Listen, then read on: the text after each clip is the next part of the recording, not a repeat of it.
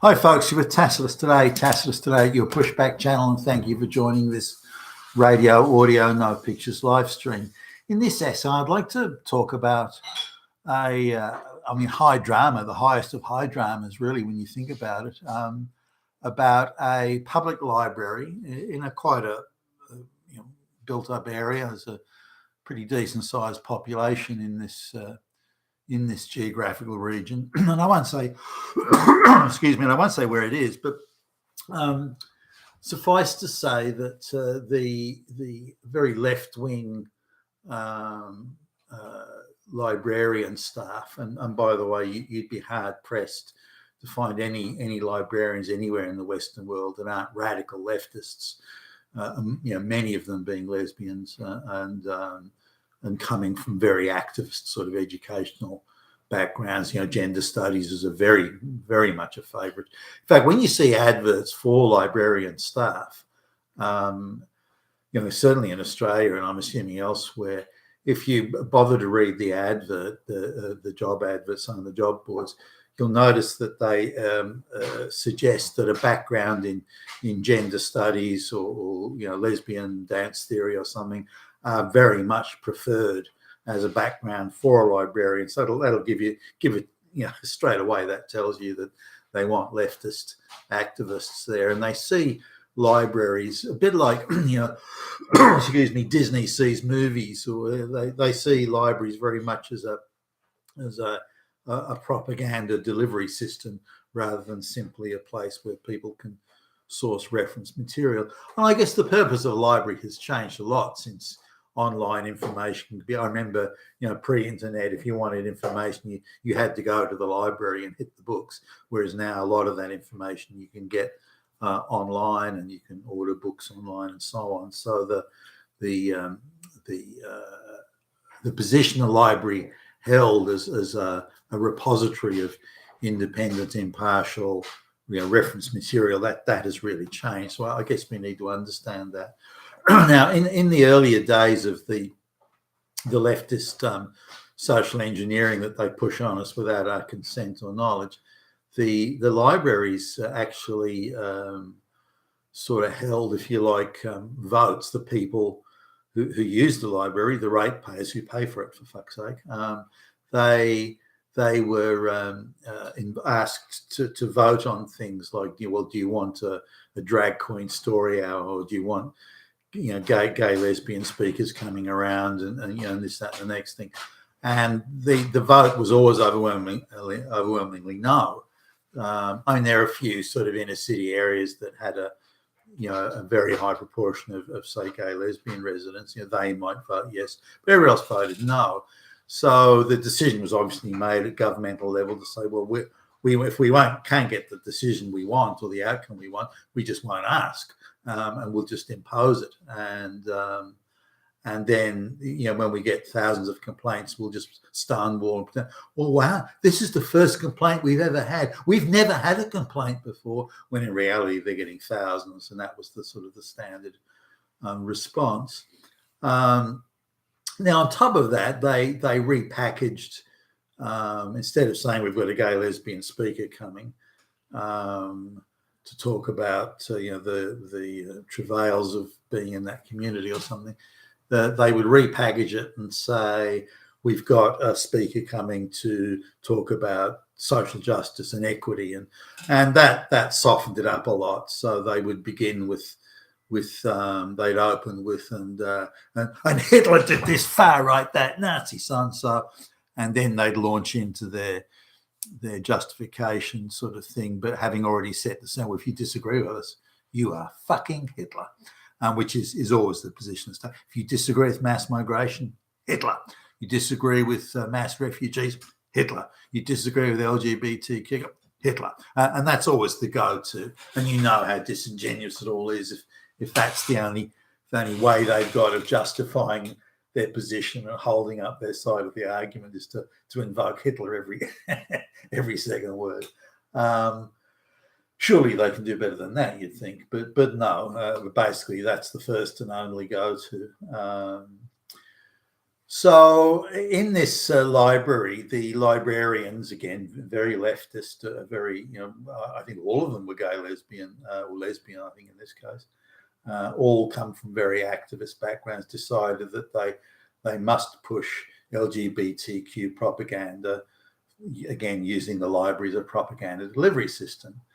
Now, their argument was that someone having two mummies or two daddies or something like that, is just another lifestyle choice.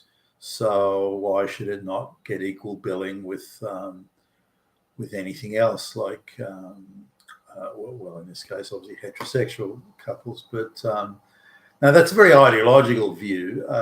I actually don't oppose it. Whether or not it should be in the children's section, that's a matter for debate. And whether or not the ratepayers should be asked to approve it is similarly another matter. Now, they didn't ask the ratepayers to approve it because they would never have got approval.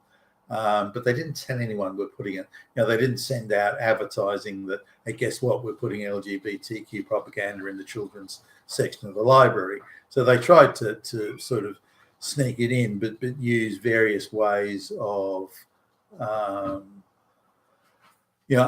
the table methods of advising. So in coordination with teachers at the schools, the teachers would tip them off to say, well, we're sending Billie Jean down to the library to get gay lesbian propaganda books.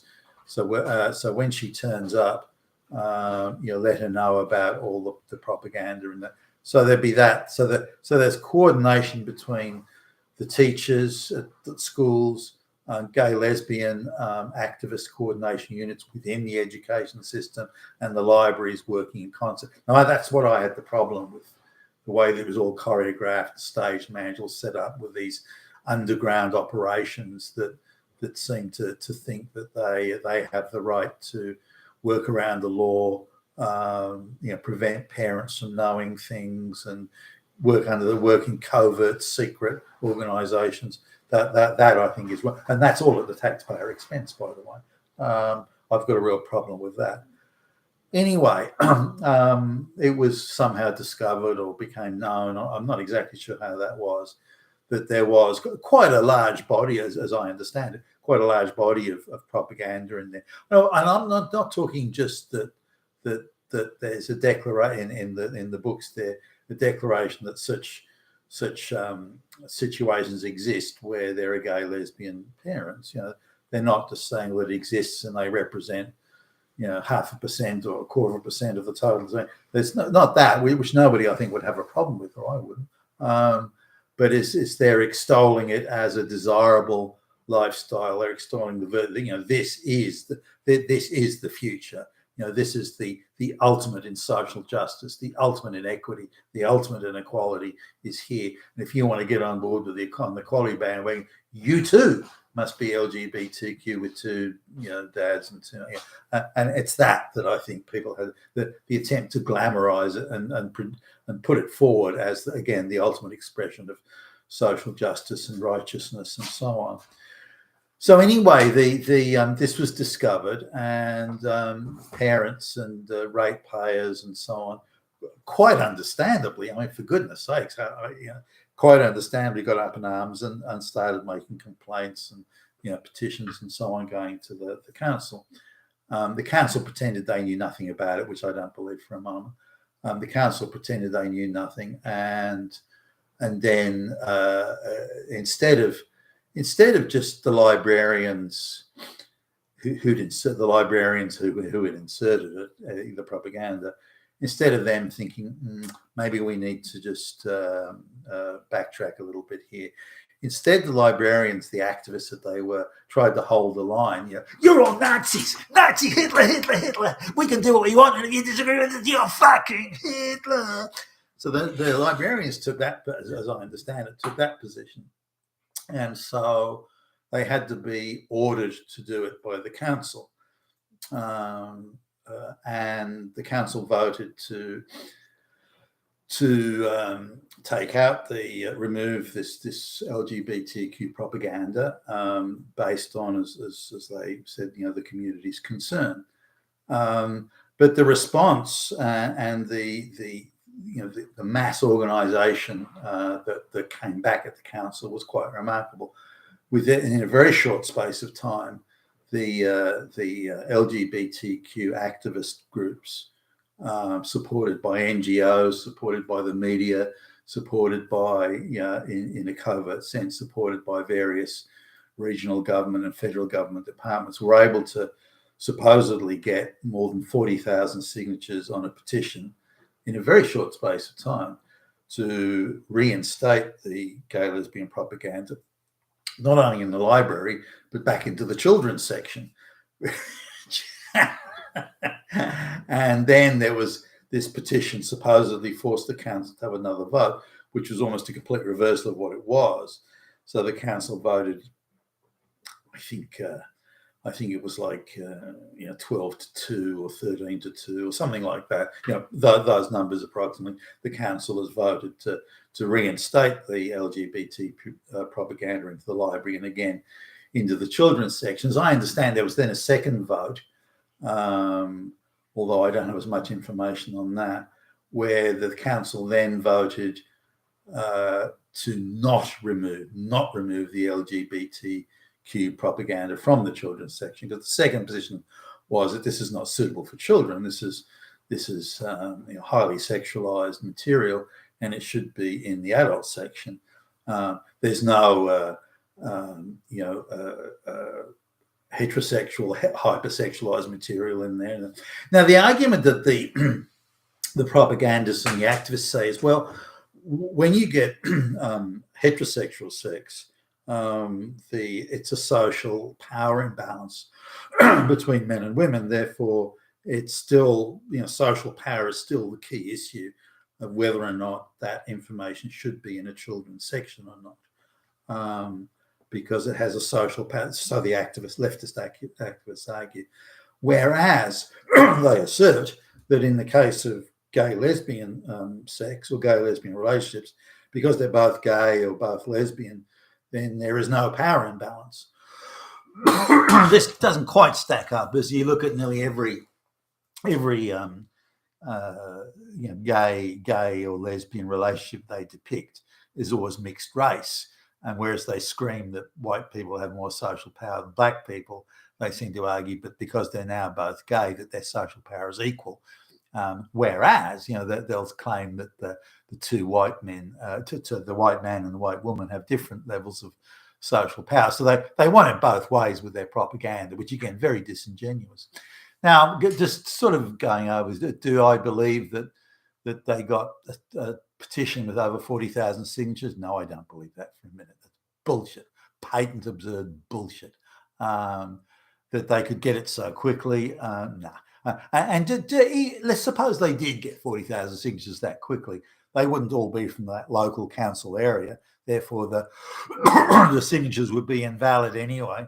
Let's suppose they were from the local area. Can you imagine the ground game and the ground organisation, the extent of it that you would need to get 40,000 signatures or more than 40,000 signatures in that time? Now, you would need a vast apparatus and infrastructure of people to go around and get those sort of signatures, and that would be vast resources would be needed to go and do that, especially in that space time. Could you activate the resources and gather those things, get it into the petition, then get it presented? Huge resources required to do that, and it would have to be an infrastructure already in place. You couldn't build an infrastructure like that and then go and get the signatures. It would have to already be there. So what infrastructure was it they used? And why wasn't that talked about in the media?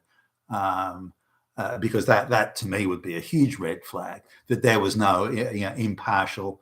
The parents and the people that wanted to stop the LGBTQ propaganda, that was grassroots. Quite clearly, there was no group organising or outside. That was grassroots. The people who are opposing the removal of the propaganda, that wasn't even 1% grassroots. That was a highly organised again, an infrastructure there that quickly gathered that. And then the council went down like a sack of shit. As soon as they get presented with the this bullshit fucking petition, they just roll over and roll over on both issues. So what backroom arm twisting and so on went on there with their threats by regional and federal governments. You guys aren't going to see a nickel of money for this or that project. You want the the money for fixing potholes in the road. You can kiss goodbye to that motherfucker unless you put the LGBTQ stuff back in the children's seat. So it's very much an ideological social engineering exercise going on in the council. But I'm surprised the council caved and went down again like a sack of shit on this. Now, this is just one example of many of these types of things that go on. And it's an indication of the not only the forces that are pushing this social engineering, the LGBTQ stuff, pushing the social engineering, but that they control the money, that they really have the purse strings under control, and they can use that to coerce and threaten, or to bribe, for that matter. Those councillors can be given very well paid consultancy jobs in Quangos, for example. And in return for voting the right way, they can be given these things. Anyway, that's what was going on there. And again, these things are quite widespread, but we need to understand just how disingenuous it is and how loaded and stacked the deck is here. Being with Tacitus today, your Pushback channel. Thank you for listening.